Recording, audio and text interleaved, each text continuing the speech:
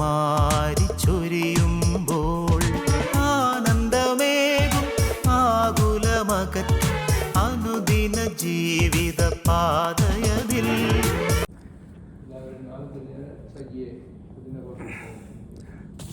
Price the Lord. ദൈവ തിരുനാമത്തിന് മഹത്വമുണ്ടായിരിക്കട്ടെ. അനുഗ്രഹിക്കപ്പെട്ട ഈ നല്ല സമയത്തിനായി സ്തുതിക്കുന്നു, സ്തോത്രം ചെയ്യുന്നു. കാരോൾട്ടൺ മാർത്തോമ ഇടവകയുടെ ഈ കോമൺ പ്രെയറായിട്ട് നമുക്ക് ദേവാലയത്തിൽ കടന്നു വന്ന് പാടുന്നതിനും പ്രാർത്ഥിക്കുന്നതിനും ദൈവത്തിന് മാറ്റമില്ലാത്ത വചനങ്ങൾ ഗ്രഹിപ്പാൻ ലഭിച്ച വിലയേറിയ സമയത്തെ ഓർത്ത് ഞാൻ ദൈവത്തെ സ്തോത്രം ചെയ്യുന്നു. Price the Lord. ഹല്ലേലൂയ. ആളിൻ്റെ പെരുപ്പത്തിലല്ല കടന്നു വന്നിരിക്കുന്ന ദൈവജനം പ്രാർത്ഥനയോടുകൂടി ഇരിക്കുന്നുവെങ്കിൽ ദൈവം നമ്മളോട് അത്ഭുതം പ്രവർത്തിക്കും. അങ്ങനെ വിശ്വസിക്കുന്ന ദൈവമക്കൾ തങ്ങളുടെ കരങ്ങളെ ഉയർത്തി ഹല്ലേലൂയ പറഞ്ഞിട്ട് hallelujah. Praise the Lord. Hallelujah. Aunty ഇവിടെ പ്രാർത്ഥിച്ചപ്പോൾ പറഞ്ഞു, മത്തായിയുടെ സുവിശേഷം 18-ാം അധ്യായം 20-ാം വാക്യം പറയുന്നു, 2 or 3 പേർ എൻ്റെ നാമത്തിൽ എവിടെ കൂടിയാലും അവിടെ മധ്യേ കർത്താവ് കടന്നുണ്ട്. ലൂക്കോസിൻ്റെ സുവിശേഷം 11-ാം അധ്യായത്തിൽ ചെറിയ ആട്ടിൻകൂട്ടമേ ഭയപ്പെടേണ്ട, ഉറക്കെ പറയണം കേട്ടോ, എന്നാലേ നമുക്ക് ഹല്ലേലൂയ. ഞാൻ ഇന്ന് സ്തോത്രം ചെയ്യുന്നു. നമ്മൾ കടന്നു വന്നിരിക്കുന്ന എല്ലാം ഹല്ലേലൂയ ഒരുമയുള്ളവർ, ഒരുക്കത്തോടെ, വിശുദ്ധിയോടെ, വേർപാടോടുകൂടെ കടന്നു വന്നിരിക്കുന്ന ദൈവജനമായതുകൊണ്ട് ഞാൻ ദൈവത്തെ സ്തുതിക്കുന്നു. ഹല്ലേലൂയ. അതുകൊണ്ട് ആദിമ നൂറ്റാണ്ടിൽ അപ്പോസ്തല പ്രവൃത്തി 2-ാം അധ്യായത്തിൽ കാണുന്നത് പോലെ അവർ ഒരുമനപ്പെട്ട് ദേവാലയത്തിൽ കൂടി വന്ന് ദൈവത്തെ ആരാധിച്ചപ്പോൾ ദൈവം അവർക്ക് വേണ്ടി ദൈവം അത്ഭുതം ചെയ്തു. ഹല്ലേലൂയ. ഇങ്ങനെ ഒരു അവസരം ഒരുക്കി തന്ന ഹല്ലേലൂയ ബഹുമാനപ്പെട്ട ജസ്റ്റിൻ അച്ഛനോടും ഹല്ലേലൂയ നമ്മുടെ വൈസ് പ്രസിഡന്റ് ഹല്ലേലൂയ വർഗീസ് സാറിനോടും ഇന്ന് കടന്നു വന്നിരിക്കുന്ന എല്ലാ പ്രിയപ്പെട്ടവരോടുമുള്ള സ്നേഹവും കൂട്ടായ്മയും അറിയിച്ചുകൊള്ളട്ടെ. ഇന്ന് നമ്മുടെ അല്പസമയ തിരുവചന ധ്യാനത്തിന് വേണ്ടി എടുത്തിരിക്കുന്ന വേദഭാഗം യെഹെസ്കേൽ പ്രവചനം 37-ാം അധ്യായം അതിൻ്റെ 3-ാമത്തെ വാക്യം. അത് ഇപ്രകാരം പറയുന്നു, ഹല്ലേലൂയ. അവൻ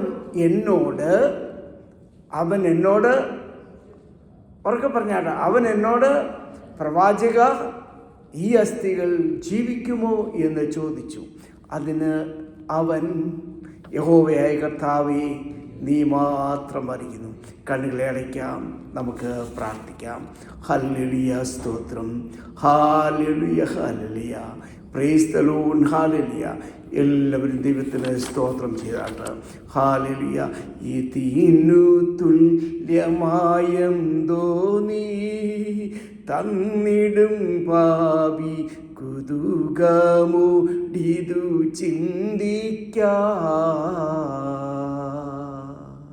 തന്നിടും പാപി കുതുകമുടിതു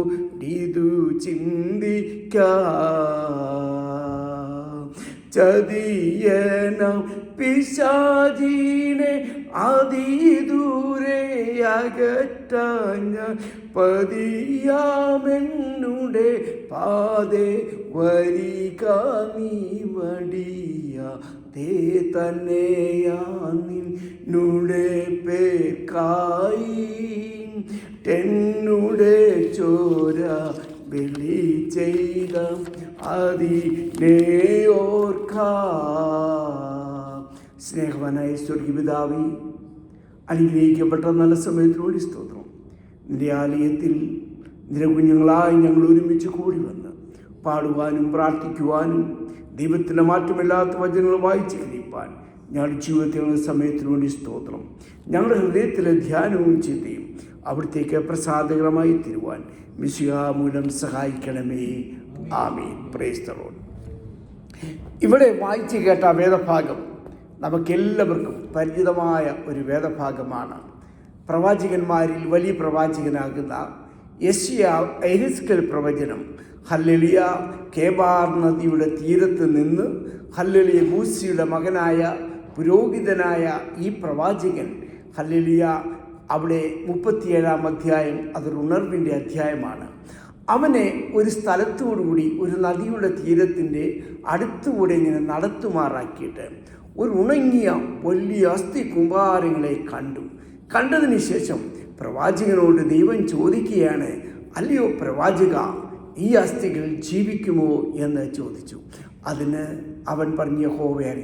നമ്മളോട് ചോദിച്ചാൽ നമ്മൾ പറയും, ഹല്ലേലൂയ, ഉണങ്ങിക്കിടക്കുന്ന അത് ശരിയാവത്തില്ല, നമ്മൾ ഉടൻ തന്നെ അഭിപ്രായം പറയും. എന്നാൽ പ്രവാചകൻ പറഞ്ഞു, യഹോവയെ നീ അറിയുന്നു. കാരണം എന്താ? 139 സങ്കീർത്തനക്കാരൻ ഒരു കാര്യം പറയുന്നുണ്ട്, യഹോവയെ നീ എന്നെ ഉറക്കെ പറ ശോധന ചെയ്തറിഞ്ഞിരിക്കുന്നു. ഞാൻ ഇരിക്കുന്നതും എഴുന്നേൽക്കുന്നതും എൻ്റെ നിരൂപണങ്ങൾ നീ ദൂരത്ത് നിന്നറിയുന്നു. നീ അറിയാതെ ഒരു വാക്കും എൻ്റെ നാവിന്മേലില്ല. നീ മുമ്പും പിൻപും എന്നെ അടച്ചു. ഈ പരിജ്ഞാനം എനിക്ക് അത്യത്ഭുതമാകുന്നു. അത് പറയാണ്, നിന്നെ വിട്ട് ഞാൻ എവിടെ പോകും? നിന്റെ തിരുസന്നിധി വിട്ട് ഞാൻ എവിടെ വിളിക്കും?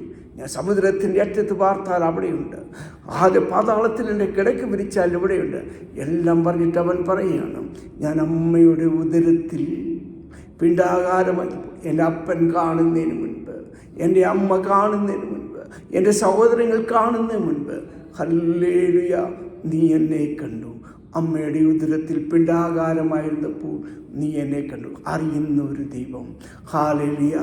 പൗലോസ് പറഞ്ഞു, നീ എൻ്റെ ഉപനിധി ഞാൻ അറിയുന്നു. അന്ത്യം വരെയും കാപ്പാൻ വിശ്വസ്തനായൊരു ദൈവമാണ്. അങ്ങനെ ഓരോ വാക്യത്തെപ്പറ്റി പറഞ്ഞാൽ അത് പറഞ്ഞു പോകും. ഹല്ലേലൂയ. എന്നാൽ നമ്മുടെ സബ്ജക്റ്റ് അവിടെ ആയില്ലല്ലോ.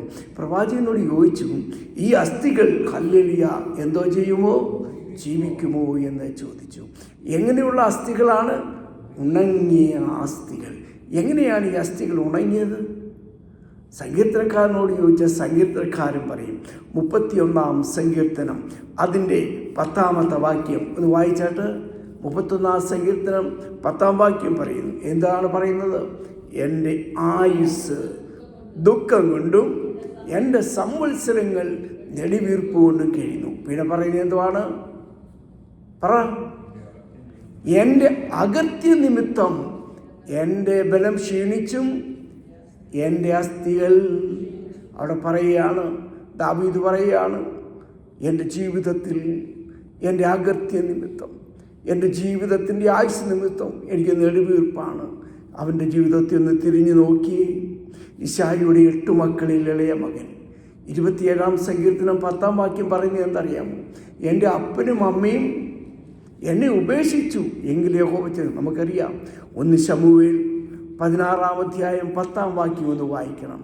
ഇശായിയുടെ വീട്ടിൽ ശമൂവേൽ പ്രവാചകൻ കടന്നു വന്ന് രാജാവിനെ വാഴിക്കുവാൻ വന്നു. ഇശായിയുടെ ഓരോ മക്കളെ ശൗലിൻ്റെ പട്ടാളത്തിലെ മൂത്തവനെ വെച്ചു, തൈലക്കൊമ്പ് വെച്ചു. എന്താ ചോദിച്ചു? ഇവനാണോ എന്ന് ചോദിച്ചു. എന്താ പറഞ്ഞു? 1, 2, 3, 4, 5. 1 ശമൂവേൽ 16:10 വായിച്ച്. 1 ശമൂവേൽ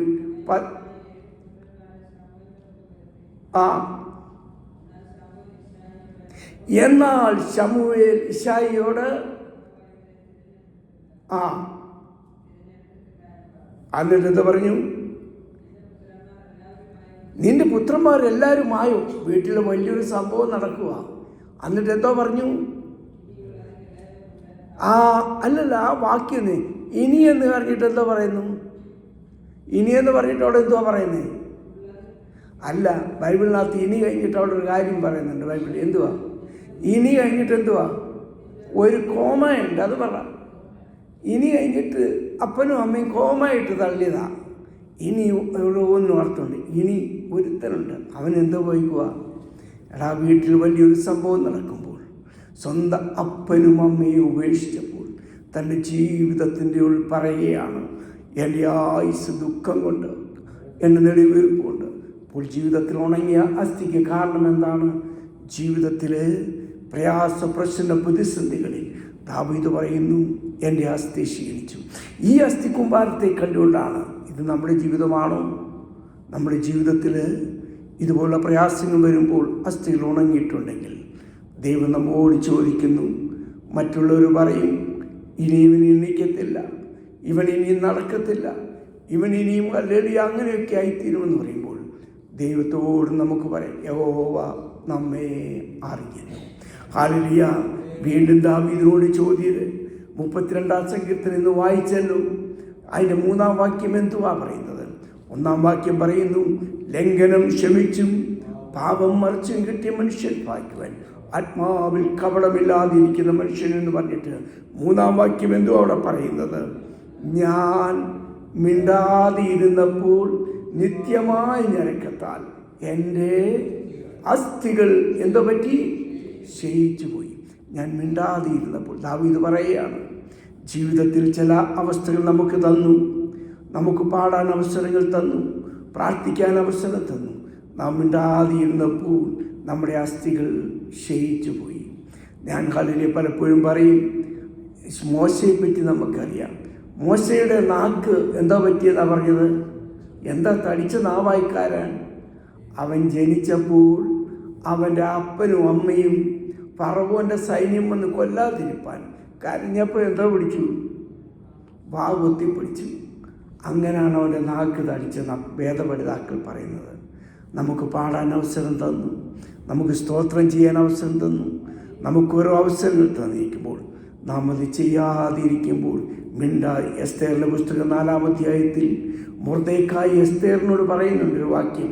എന്തുവാ പറയുന്നത്? നീ ഈ സമയത്ത് മിണ്ടാതിരുന്നാൽ യഹൂദന് വേറെ രക്ഷ വരും. ഹല്ലേലൂയ.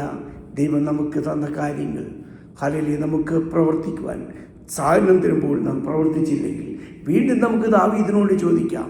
51-ാം സങ്കീർത്തനം 8-ാം വാക്യം എന്തുവാ പറയുന്നത്? സന്തോഷവും ആനന്ദവും എന്നെ കേൾക്കുമാറണം. നീ ഒടിച്ച അസ്ഥികൾ ഉല്ലസിക്കട്ടെ. ജീവിതത്തിൽ ഈ അസ്ഥി ഉണങ്ങിയത് എങ്ങനെയാണ്? ദൈവം ഓടിച്ചു. നമുക്കറിയാം 51-ാം സങ്കീർത്തനത്തിൻ്റെ ഹെഡിങ് പറയുന്നുണ്ട്. ഹല്ലേലൂയ. ശമൂവേൽ പ്രവാചകന്റെ പുസ്തകത്തിൽ ഇപ്രകാരം പറയുന്നു, ബർശേബയുടെ അടുക്കൽ ചെന്നു. കാരണം എന്താ? ദാവീദ് ആരാണ്? കാടുകളുടെ മേടുകളിൽ ആടുകളെ മേയിച്ചുകൊണ്ട് നടന്ന ഇടയ ബാലനായിരുന്ന ദാവീദ് ഇസ്രായേലിലെ രാജസ്ഥാനത്ത് ചെന്നപ്പോൾ ഇരിക്കേണ്ടടുത്ത് ഇരിക്കാതെ വേറെ സ്ഥലത്ത് പോയിരുന്നു. എവിടെ അവൻ ഇരിക്കേണ്ടത്? രാജസ്ഥാനത്ത്. അവൻ എന്തോ ചെയ്യുന്നു? ഇപ്പോൾ എവിടെ പോയി നിന്നത്? മുകളിൽ കയറി ഉലാവിക്കൊണ്ടിരിക്കുകയാണ്. അപ്പോൾ അവൻ ഇങ്ങനെ നോക്കിയപ്പോൾ എന്തുവാ കണ്ടത്? ഊരിയാവിൻ്റെ ഭാര്യ കേട്ടില്ലയോ കുളിക്കുന്നത് കണ്ടു. അവൻ ഇരിക്കേണ്ടടുത്ത് ഇരിക്കാതെ വേറെ വല്ലയിടത്തൊക്കെ പോയിരുന്നാൽ, അതാണ് 1-ാം സങ്കീർത്തനം പറയുന്നത്, ദുഷ്ടന്മാരുടെ ആലോചന പ്രകാരം നടക്കാതെ, പാപികളുടെ വഴിയിൽ നിൽക്കാതെ, പരിഹാസയുടെ ഇരിപ്പിടത്തിൽ ഇരിക്കാതെ നാം നിന്നാൽ കാണേണ്ടത് ചിലത് കാണും. എന്ത് ചെയ്തു? അവരുടെ പടനായകന ഊരിയാവിനെ പടയിൽ മുന്നിൽ നിർത്തിയിട്ട് അവനെ കൊന്നു. എന്നിട്ട് ഹല്ലേലൂയ ഇവൻ എന്ത് ചെയ്തു? ആൾക്കാരുടെ സിമ്പതിക്ക് വേണ്ടി അവളെ കല്യാണം കഴിച്ച് സുഖമായി കഴിയുന്നു. അപ്പോഴാണ് അവിടെ ആര് കടന്നു വരുന്നത്? നാഥാൻ പ്രവാചകൻ പറഞ്ഞു, രാജാവെ ഒരു കാര്യം ഉണർത്തിക്കുവാനുണ്ട്. എന്തുവാ പറഞ്ഞാട്ട്? നമ്മുടെ രാജ്യത്തൊരു സംഭവം നടന്നു. കഥ നിങ്ങൾക്ക് അറിയാമല്ലോ. ധനാഢ്യനായൊരു മനുഷ്യൻ, അവന് ഒരുപാട് ആടുകളുണ്ട്. എന്നാൽ അവൻ്റെ വീടിൻ്റെ മുകളിൽ അപ്പുറത്ത് പുറംപറമ്പിൽ സാധു മനുഷ്യൻ, അവൻ ഓമനിച്ച് വളർത്തുന്ന ഒരു പെണ്ണാട്ടിൻകുട്ടി അവനെ വളർത്തിക്കൊണ്ടിരുന്നു. എന്നാൽ ഇവൻ്റെ വീട്ടിൽ, ധനവാൻ്റെ വീട്ടിൽ ഒരു വിരുന്നുകാരൻ വന്നു കഴിഞ്ഞപ്പോൾ അവനെ എന്ത് ചെയ്തു? അവനെ ഈ ആൺകുട്ടി എടുത്തുകൊണ്ട് വന്ന് അവൻ വിരുന്ന് വെച്ചു. രാജാവ് ചാടി എണ്ണിച്ചു. രാജാവ് ചോദിച്ചു, എൻ്റെ രാജ്യത്ത് ഇങ്ങനെ നടക്കുന്നു? ഉണ്ട്. ആ മനുഷ്യൻ ആരാണെന്ന് ചോദിച്ചു. അവനെ ആരാണെന്ന് ചോദിച്ചപ്പോൾ എന്ത് പറഞ്ഞു? ആ മനുഷ്യൻ നീ തന്നെ എന്ന് പറഞ്ഞു. ഹല്ലേലൂയ. അതിൻ്റെ സംഭവമാണ് അവൻ്റെ ജീവിതത്തിൽ സന്തോഷവും ആനന്ദവും പോയി. കാര്യമെന്താ? അവൻ പാപം ചെയ്തതുകൊണ്ട്. നമ്മുടെ ജീവിതത്തിൽ ഈ അസ്ഥിയാണ് ഉണങ്ങിയത്. ഹല്ലേലൂയ. അകർത്യ നിമിത്തം, ഹല്ലേലൂയ മിണ്ടാതിരുന്നപ്പോൾ, ഹല്ലേലൂയ പാപനിമിത്തം. നമുക്ക് കോരകപുത്രന്മാരോട് ചോദിച്ചിട്ട് മുന്നോട്ട് പോകാം. 42-ാം സങ്കീർത്തനം അതിൻ്റെ 10-ാം വാക്യം എന്തുവാ പറയുന്നത് അറിയാമോ? കോരകപുത്രന്മാരെ അറിയത്തില്ലേ? 10-11 സങ്കീർത്തനം എഴുതിയ കോരകപുത്രന്മാർ അവർ പറയുന്നുണ്ട്. 42:10 എന്തുവാ പറയുന്നത്? നിന്റെ ദൈവം എവിടെയെന്ന് ശത്രുക്കൾ നിന്നോട് ഇടപെടാതെ ചോദിക്കുകൊണ്ട് അവരെന്ത് ചെയ്യുന്നു? എൻ്റെ അസ്ഥികളെ കാലിൽ തകർത്തു. കോരകപുത്രന്മാരെ നമുക്കറിയാം. വേദപുസ്തകം നമ്മോട് പറയുന്നുണ്ട്. ലേവി ഗോത്രത്തിൽ ഹല്ലേലൂയ പെട്ട കോരഹ്, ഹല്ലേലൂയ പിന്നെ മറ്റു ഗോത്രത്തിൽപ്പെട്ടതായുള്ള അബീരാം, ഓൻ, ഹല്ലേലൂയ തുടങ്ങിയതായ 3 പ്രഭുക്കന്മാരും 250 പേരും കൊണ്ട് ദൈവപുരുഷനായ മോശയോട് ചെയ്തു. ഹല്ലേലൂയ. അവർ വിരോധമായി ചെയ്തു. മോശ ചെയ്തിട്ട് അഹരോനും ഹല്ലേലൂയ യാഗം കഴിക്കുവാൻ ആലയത്തിൽ കയറുമ്പോൾ ഈ 3 പേര് 250 സംഖ്യാപുസ്തകം 16-ാം അധ്യായം തൊട്ട് സംഖ്യാപുസ്തകം 26-ാം അധ്യായം 10 വരെയുള്ള വാക്യമാണ് ഈ സംഭവം നടന്നിട്ട്. ഇവരെന്ത് ചെയ്തു? കടന്ന് നിലവിളിച്ചു, ദൈവത്തോട് പറഞ്ഞു, ദൈവമേ ഹല്ലേലൂയ, ഞാൻ പറയുകയാണ്. ഹല്ലേലൂയ. എബ്രായ ലേഖന കർത്താവ് പൗലോസ് മോശയെപ്പറ്റി ഒരു വാചകം 11-ാം അധ്യായത്തിൽ, പാപത്തിൻ്റെ തൽക്കാല ഭോഗത്തേക്കൂടും ദൈവജനത്തോട് കഷ്ടമനുഭവിക്കാൻ തിരഞ്ഞെടുത്തു. ഫറവോൻ്റെ പുത്രരുടെ മകനെന്ന് വിളിക്കപ്പെടുന്ന നിരസിക്കുകയും മിസ്രൈമിലെ നിക്ഷേപത്തേക്കാൾ ക്രിസ്തുവിൻ്റെ ധനം വിലയേറിയ ധനമായി ഇവൻ പറഞ്ഞു, ഞാൻ ഫറവോൻ്റെ പുത്രിയായിട്ട് വലിയ ആ ജോലി രാജിവെച്ചിട്ടാണ് സുവിശേഷ വേലയ്ക്ക് വേണ്ടി വന്നത്. ജോലി ചെയ്യാൻ ആലയത്തിൽ കടന്നു വന്നപ്പം, താണ്ടറ എൻ്റെ വിക്ക്, എനിക്ക് സംസാരിക്കാൻ അറിയത്തില്ല, എൻ്റെ തടിച്ച നാവ എന്നൊക്കെ പറഞ്ഞുകൊണ്ട് ഹല്ലേലൂയ ആ പുരോഹിതന് എതിരായിട്ട് ഹല്ലേലൂയ അവർ വെല്ലുവിളിക്കുകയാണ്. അവൻ നിലവിളിച്ചു. ദൈവം പറഞ്ഞു, എല്ലാ 12 ഗോത്രവും അവരവർ കൊണ്ട് ധൂപകലശവുമായി വരുവാൻ പറഞ്ഞു. വന്നപ്പോൾ ദൈവം ഒരു അസാധ്യ കാര്യം സാധിച്ചു. എന്തുവാ സാധിച്ചത്? ഭൂമി വായ് പിളർന്ന് ഹല്ലേലൂയ അതിനെ അവരെല്ലാം മൂടി.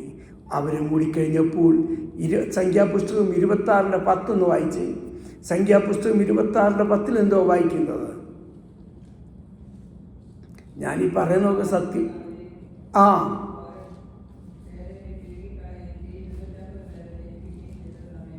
ആ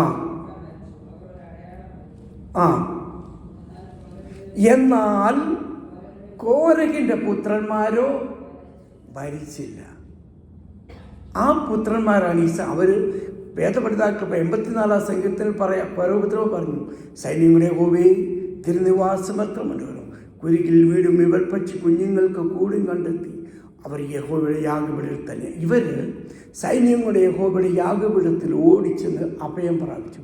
അതുകൊണ്ടാണ് 84-ാം സങ്കീർത്തനം 10-ാം വാക്യത്തിൽ ഈ കുഞ്ഞുങ്ങളൊരു ഒരു എഴുതി. എന്തോ എഴുതിയത്?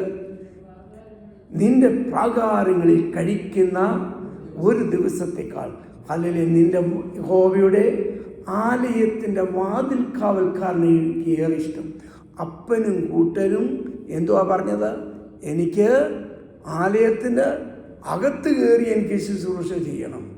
മോശയ്ക്കും ഹല്ലേലൂയ ദൈവപുരുഷന് ദൈവം വിളിച്ചതായുള്ള ദാസന്മാർക്കെതിരെ ഹല്ലേലൂയ അവരുടെ പദവി നോക്കാതെ നാം ആരെങ്കിലും ഇങ്ങനെ ചെയ്യുന്നുണ്ടെങ്കിൽ ഹല്ലേലൂയ അതിൻ്റെ തലമുറ അവർ ദൈവത്തെ ആരാധിച്ചുകൊണ്ട് പറയുന്നു, എൻ്റെ അപ്പനും കൂട്ടരും ഇങ്ങനെയൊക്കെ ചെയ്തു, എന്നാൽ എനിക്കതൊന്നും വേണ്ട, എനിക്ക് ആലയത്തിൻ്റെ വെളിയിൽ പോയിന്ന് എനിക്ക് ദൈവത്തെ പാടിച്ചുതിച്ചാൽ മതി.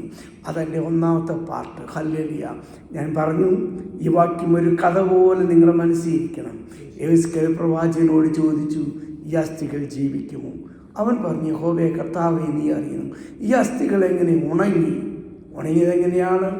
ഹല്ലേലൂയ. സംഗീത ദാവീദ് പറഞ്ഞു, കർത്താവേ എൻ്റെ ജീവിതത്തിൻ്റെ അകൃത്യ നിമിത്തം, കർത്താവേ ഞാൻ മിണ്ടാതിരുന്നപ്പോൾ എൻ്റെ അസ്ഥികൾ ജീവിച്ചു, കർത്താവേ ഞാൻ പാപം ചെയ്തപ്പോൾ എൻ്റെ അസ്ഥികൾ ഉണങ്ങിപ്പോയി. കോരപുത്രന്മാർ പറഞ്ഞു, ഹല്ലേലൂയ എന്നെ മറ്റുള്ളവർ കാണുമ്പോൾ, എടാ നിൻ്റെ അപ്പൻ അങ്ങനെ ചെയ്തതല്ലേ, നിൻ്റെ അപ്പൻ പള്ളിയിൽ അങ്ങനെ പറഞ്ഞതല്ലേ, ഇങ്ങനല്ലോ ഏതോ പുസ്തകനെ നിന്ദിക്കുക, എന്നോടാരും മിണ്ടുന്നില്ല, എന്നെ മറ്റുള്ളവർ ഒറ്റപ്പെടുത്തുന്നു, ഹല്ലേലൂയ എന്നെ അങ്ങനെയൊക്കെയും പറഞ്ഞ് ഹല്ലേലൂയ എന്നെ നിന്ദിക്കുമ്പോൾ എൻ്റെ അസ്ഥികൾ ക്ഷയിച്ചു പോയി. ഇന്ന് ഈ ശബ്ദപരിധിയിൽ ഈ ഒരവസ്ഥയിൽ കൂടി നമ്മളൊക്കെയും കടന്നു പോയിട്ടുണ്ട്. ഹല്ലേലൂയ നമ്മളെ നോക്കി പലരും പറയും, എടാ അവൻ പാടുന്നവനല്ലേ, അവൻ പ്രാർത്ഥിക്കുന്നവനല്ലേ, ഹല്ലേലൂയ അവൻ എന്തുകൊണ്ട് ഇങ്ങനെ പറ്റി, എങ്ങനെ പറ്റിയെന്നൊക്കെ ചോദിക്കുമ്പോൾ, യഹോവേ നീ മാത്രം അറിയുന്നു. ഹല്ലേലൂയ അറിയുന്ന ഒരു ദൈവമുണ്ട്. അവൻ ആരാണ്? അവൻ നമ്മെ മാറാത്തൊരു ദൈവം, അവൻ മറക്കാത്തൊരു ദൈവം, മാറിയുടെ അനുഭവങ്ങളെ മധുരമാക്കുന്നു. എന്നാൽ യഹോവ അറിയുന്നെന്ന് പറഞ്ഞപ്പോൾ യഹോവ അവനോടൊരു കാര്യം പറഞ്ഞു. അതാണ് ഇന്ന് എൻ്റെ പ്രസംഗ വിഷയം. ഹല്ലേലൂയ. ഞാനിത് ചുരുക്കമായി ഷോർട്ടായിട്ട് അങ്ങ് പറയുകയാണ് ഒരു കഥയായിട്ട്.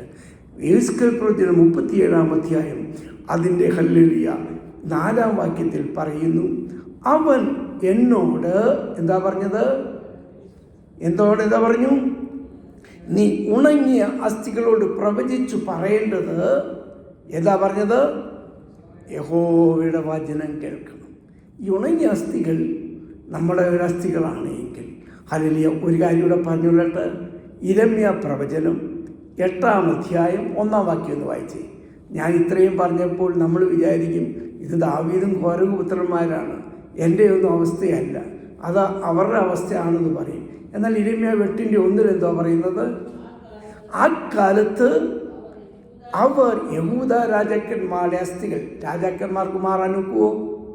യഹൂദ രാജാക്കന്മാരുടെ അസ്ഥികൾ, പൈര് പ്രഭുക്കന്മാരുടെ അസ്ഥികൾ, പുരോഹിതന്മാരുടെ അസ്ഥികൾ, പ്രവാചകന്മാരുടെ അസ്ഥികൾ, യെരൂശലേമിലെ സർവ്വ നിവാസികളുടെ അസ്ഥികളെ എന്ത് ചെയ്തു? അവർ ശവക്കുഴിയിൽ നിന്ന് അവരാരാധിച്ചു വരുന്ന നക്ഷത്രവും സൂര്യൻ്റെയൊക്കെ മുന്നിൽ വഹിച്ചു. അതിൻ്റെ 3-ാം വാക്യത്തിൽ പറയുകയാണ്, അത് ആരും പെരുക്കി കൂട്ടിയില്ല എങ്കിൽ എന്തോ ആയിത്തീരും? നിലത്തിന് എല്ലുപൊടി കണ്ടുപിടിച്ചിട്ട് എത്ര ആളായി? യേശുക്രിസ്തു ജനിക്കുന്നതിന് 560 വർഷം മുമ്പ് യിരെമ്യാവ് പറയാണ്, ഈ അസ്ഥികൾ വാരിക്കൂട്ടിയില്ല എങ്കിൽ ഹല്ലേലൂയ, ദൈവം തൻ്റെ സാദൃശ്യത്തിലും സ്വരൂപത്തിലും സൃഷ്ടിച്ച നമ്മൾ ഹല്ലേലൂയ ഉണങ്ങിയ അസ്ഥി കുമ്പാരമാണ് എങ്കിൽ ആർക്കും മാറി നിൽക്കുവാനൊക്കത്തില്ല. രാജാക്കന്മാർക്കോ പ്രഭുക്കന്മാർക്കോ പുരോഹിതന്മാർക്കോ ഭൂമിയിലെ സർവ്വജനങ്ങൾക്ക് മാറി നിൽക്കുവാൻ നമുക്കെല്ലാം ഉത്തരവാദിത്തമുണ്ട്. ഞാൻ എൻ്റെ ജീവിതത്തിൽ ഉണങ്ങിയ ഒരവസ്ഥയാണെങ്കിൽ, പാപനിമിത്തം മിണ്ടാതിരുന്ന അവസ്ഥയാണെങ്കിൽ, യഹോവയായ കർത്താവ് പറയുന്നു, ഉണങ്ങിയ അസ്ഥികളെ യഹോവയുടെ വചനം കേൾക്കണം. ഈ വചനത്തിൻ്റെ പ്രത്യേകത എന്താണ്? നമുക്കറിയാം. എബ്രായലേഖനം 4:12 പറയുന്നു, ദൈവത്തിൻ്റെ വചനം ജീവനും ചൈതന്യമുള്ളത്, ഇരുവാഴ്ത്തിലുള്ള വാളിനേക്കാൾ മൂർച്ചയേറിയത്, സന്ധിമജ്ജകളെ തുളച്ചു കയറുന്ന ജീവനും ശക്തി. അപ്പോൾ ഈ വചനം, ഇത് ആരാണ് ഈ വചനം? യോഹന്നാന്റെ സുവിശേഷം 1-ാം വാക്യം പറയുന്നു, ആദിയിൽ വചനമുണ്ടായിരുന്നു, വചനം ദൈവത്തോടു കൂടിയായിരുന്നു, വചനം ദൈവമായി കൃപയും സത്യവും നിറഞ്ഞവനായി നമ്മുടെ ഇടയിൽ പാർത്ത സാക്ഷാൽ ആരാണ്? യേശുക്രിസ്തു. യേശുക്രിസ്തുവിനെ കേട്ട് കഴിഞ്ഞാൽ 1 പത്രോസിൻ്റെ 1:23 പറയുന്നു, കെടുന്ന ബീജത്താലല്ല കെടാത്തതും നിലനിൽക്കുന്നതുമായ ദൈവവചനത്താൽ നാം നിലനിൽക്കും. ഈ വചനത്തിൻ്റെ പ്രത്യേകത എന്താണ്? ഹല്ലേലൂയ. യിരെമ്യാവ് 15:16 പറയുന്നു, ഞാൻ ഈ വചനങ്ങളെ കണ്ടെത്തി ഭക്ഷിച്ചതുകൊണ്ട് എൻ്റെ ജീവിതത്തിലാണ് ദിവസം. ഈ വചനം തേനിനേക്കാളും 119 സങ്കീർത്തനം പറഞ്ഞു, തേനിനേക്കാൾ തേൻകട്ടേക്കാൾ എൻ്റെ പാതയ്ക്ക് പ്രകാശം. എൻ്റെ ജീവിതത്തിൽ ഞാൻ പാപം ചെയ്യാതിരിപ്പാൻ രാത്രി ഞാൻ ഉറക്കുമ്പോൾ കർത്താവേ, ഞാൻ വചനങ്ങളെ ഓർക്കുന്നു. 71-ാം വാക്യത്തിൽ പറയുന്നു, ഞാൻ നിന്റെ വചനങ്ങളെ കണ്ടെത്തി ഭക്ഷിച്ചതുകൊണ്ട് എൻ്റെ ജീവിതത്തിലാണ് സന്തോഷം. ഹല്ലേലൂയ. നമ്മുടെ ജീവിതത്തിൽ ഈ വചനമാകുന്ന ക്രിസ്തു. വെളിപ്പാട് 1:3 പറയുന്നു, ഈ പ്രവചനത്തിലെ വാക്കുകളെ വായിച്ച് കേൾക്കുന്നവൻ, പ്രമാണിക്കുന്നവൻ, അനുസരിക്കുന്നവൻ, അതെല്ലാം എന്താണ്? അതാണ് ഞാൻ എൻ്റെ അനുദിന വേദചിന്തയുടെ തീം സോങ് ആയിട്ട് ഞാനിട്ട്, അനുദിന വേദചിന്ത. കേൾക്കാം, കേൾപ്പിക്കാം, ഭാഗ്യവാന്മാരാകാം, അനുസരിച്ച് അനുഗ്രഹം പ്രാപിച്ചിടാം എന്ന് ഞാൻ എഴുതിയത്. അതുകൊണ്ട് ഹല്ലേലൂയ, മുന്നോട്ട് പോട്ട് ഈ വചനം ഹല്ലേലൂയ നാം കേൾക്കണം. എങ്ങനെ കേൾക്കണം? അതിൻ്റെ താഴോട്ട് പറയുകയാണ്, 7-ാം വാക്യത്തിൽ പറയുന്നു, ഈ വചനം പറഞ്ഞുകൊണ്ടിരുന്നപ്പോൾ എന്തോ പറ്റിയെന്നാണ് പറയുന്നത്? ഒരു മുഴക്കം കേട്ടു. അപ്പോൾ ദൈവവചനം നമ്മൾ കേൾക്കുന്നത്, പറയുന്നത് അതിശക്തിയോടെയായിരിക്കും, മുഴക്കത്തോട്. ഹല്ലേലൂയ. എങ്ങനെയാണ്? 27-ാം സംഗതി, യഹോവയുടെ വചനം മാൻപേടകളെ പ്രസവിക്കുമാറാക്കുന്നു. യഹോവയുടെ വചനം ഹല്ലേലൂയ തോലിരിക്കുന്നു. യഹോവയുടെ വചനം ഹല്ലേലൂയ അത് ഹല്ലേലൂയ പെരുവെള്ളത്തിന്മേലെ വലുതായ ശബ്ദമാണ്. ഈ ദൈവവചനം ഹല്ലേലൂയ നമ്മൾ ശക്തിയോടെ കേൾക്കണം. അതാണ് യെശയ്യാ പ്രവചനത്തിൻ്റെ 58 പറയുന്നു, ഉറക്ക വിളിക്കുക, അടങ്ങിയിരിക്കരുത്, കാഹളം പോലെ നിന്റെ ശബ്ദം ഹല്ലേലൂയ നീ പറയണം. ഈ മുഴക്കത്തോടെ അപ്പോസ്തലപ്രവൃത്തി 2 പറയുന്നു, അവർ കൂടി വന്നപ്പോൾ എന്താ പറഞ്ഞത്? വലിയൊരു മുഴക്കത്തോടെ ദൈവത്തോടെ പ്രവർത്തിച്ചു. അവർ ഹല്ലേലൂയ വലിയ ആളുടെ പെരുപ്പത്തിലല്ല, ആ 12 പേരും ലോകത്തെ ഹല്ലേലൂയ ഇത് വചനം, ഹല്ലേലൂയ, ദൈവവചനം നമ്മുടെ ജീവിതത്തിലുണ്ടാകും. രണ്ടാമത് പറയുകയാണ്, മൂന്നാമതവിടെ പറയുകയാണ്, ഈ വചനം കേട്ടപ്പോൾ എന്താ ഉണ്ടായെന്നാണ് പറഞ്ഞത്? ഒരു ഭൂകമ്പമുണ്ടായി. ഒരു ഭൂകമ്പമുണ്ടായിട്ട് കാണുന്നു. എന്താണ് ഭൂകമ്പത്തിൻ്റെ പ്രത്യേകത? ഹല്ലേലൂയ, ഭൂകമ്പം ഉണ്ടാകുന്നെങ്ങനെ? യെശയ്യാപ്രവചനം 24 അതിൻ്റെ 17 വാക്യങ്ങൾ പറയുന്നു, ഭൂവാസിയെ പേടിയും കുഴിയും നിനക്ക് നേരിട്ടുന്നു. പേടി കേട്ടോടുന്നവൻ കുഴിയിൽ വീഴും, കുഴിയിലകപ്പെടുന്നവൻ കണിയിലകപ്പെടും. ഭൂമി പൊടുപട് പൊട്ടുന്നു, കിടുകിട് കിടുങ്ങുന്നു, ഭൂമി മത്തനെ പോലെ ചാഞ്ചാടുന്നു. അതിൻ്റെ അകത്യം അതിന്മേൽ ഭാരമായിരിക്കും. ഭൂമി പാപം ചെയ്തതുകൊണ്ട് ഈ വചനം കേൾക്കണം.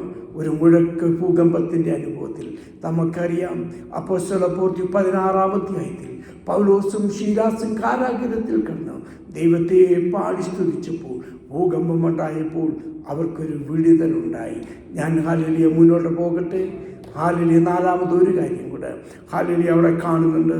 അതിൻ്റെ ഹല്ലേലൂയ 9-ഉം 10-ഉം വാക്യങ്ങളിൽ കാണുന്നു, ഈ നിഹതന്മാർ ജീവിക്കേണ്ടതിന് എന്തേ പറയുന്നു? അവിടെ നീയെ അവിടെ ഊതുക എന്ന് പറയുന്നു. ഇവ കാറ്റിനേട് പറയാണ്, 4 ദിക്കിൽ നിന്നും വന്ന് ഈ നിഹിതന്മാർ ജീവിക്കേണ്ടത്. ഉണങ്ങിയ അസ്ഥിയെ നമുക്ക് വചനം കേൾക്കണം. അത് ഭൂകമ്പത്തിൻ്റെ അനുഭവത്തിൽ ഹല്ലേലൂയ, ഭൂകമ്പത്തിൻ്റെ അനുഭവം എന്തുവാണ്? ഒരു തകർച്ച, ഒരു ഉടർച്ച, ഒരു അനുതാപം, ഒരു നഷ്ടബോധം. ദൈവവചനം കേൾക്കുമ്പോൾ ഹല്ലേലൂയ എന്നോട് സംസാരിച്ചെങ്കിൽ ആകേണ്ടത് ഉടയേണ്ടത്, വിടേണ്ടതിന് വിടേണം, തകരേണ്ടത് തകർന്നു കഴിഞ്ഞിട്ട് പറയുകയാണ്, നീ ജീവിക്കണമെങ്കിൽ തൃത്വത്തിൻ്റെ 3-ാമത്തെ ആളത്വമായിരിക്കുന്ന ശക്തീകരിക്കുന്ന വ്യക്തിയാകുന്ന ഈ പരിശുദ്ധാത്മാവ് നിന്നിൽ ഊതണം.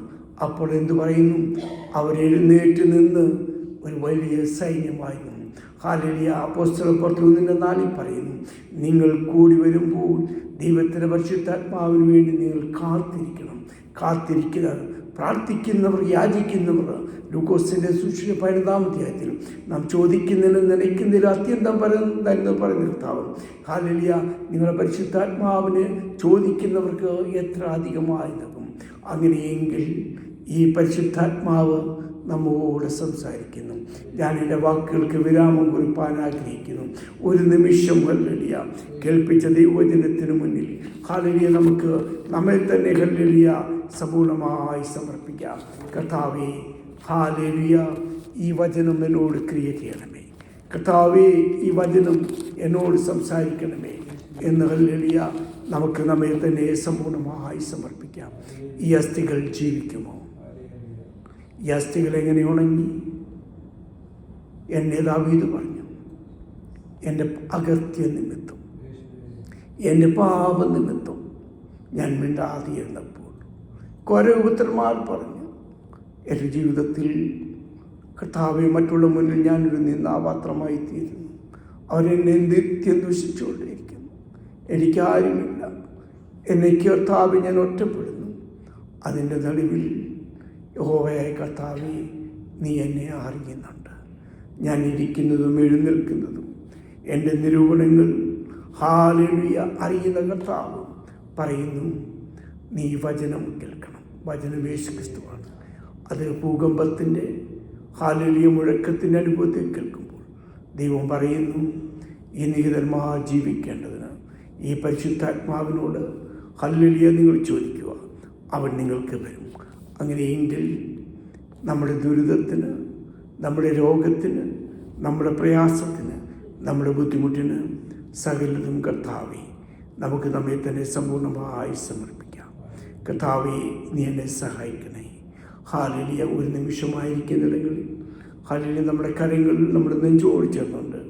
ഹല്ലേലൂയ, നമുക്ക് ഈ പാട്ടിൻ്റെ അറിയാവുന്നവർ സമർപ്പണമായി പാടാം. നോക്കണമെൻ ദുരിതം നാഥാ, പലതര ദോഷം ഞാൻ ചെയ്തു കോപിച്ചും ശരണമരിക്കില്ല.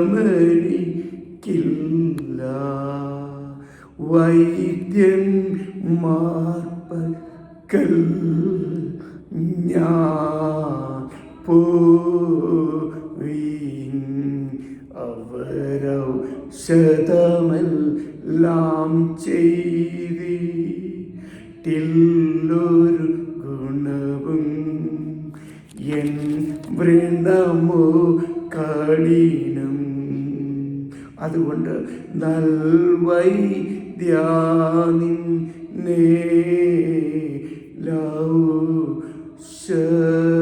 ഔഷധഗുണവും ഞാൻ കേട്ടു.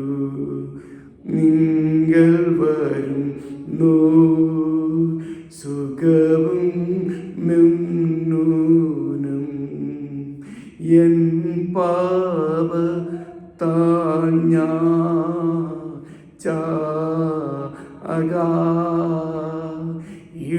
ഇടയാകും യോ നാഥ. പുഷ്പം ചൊരിഞ്ഞിടണമേ കരുണ കടലെ ഞാൻ നോക്കുന്നു. ദേവാ തനയാ എൻ പാപം കരുകി പെരുകൾ വർത്തിച്ചയ്യ. നമ്മുടെ പാപങ്ങൾ, നമ്മുടെ രോഗങ്ങൾ, പല ഔഷധങ്ങൾക്കായി പലയിടത്ത് നമ്മൾ പോയി. നമ്മുടെ അസ്ഥികളെല്ലാം ക്ഷയിച്ച് ഉണങ്ങിപ്പോയി. എന്നാൽ ഒരു നല്ല വൈദ്യനെ പറ്റി നമ്മൾ കേട്ടു. അവൻ്റെ അടുക്കൽ ചെന്ന് ഹല്ലേലൂയ എൻ്റെ കുറവുകളെ ഏറ്റു പറഞ്ഞപ്പോൾ ഈ നല്ല വൈദ്യനത് കേട്ട് എന്നെ സൗഖ്യമാക്കി. ആ സൗഖ്യമായ കർത്താവിൻ്റെ കരങ്ങളിൽ സമർപ്പിച്ചുകൊണ്ട് ഇത് ഹല്ലേലൂയ തുടർന്നും ഈ വചനം നമ്മൾ ഇക്രി ചെയ്യുവാൻ ദൈവത്തിൻ്റെ പരിശുദ്ധാത്മാവ് നമ്മെ സഹായിക്കട്ടെ. ആമേൻ.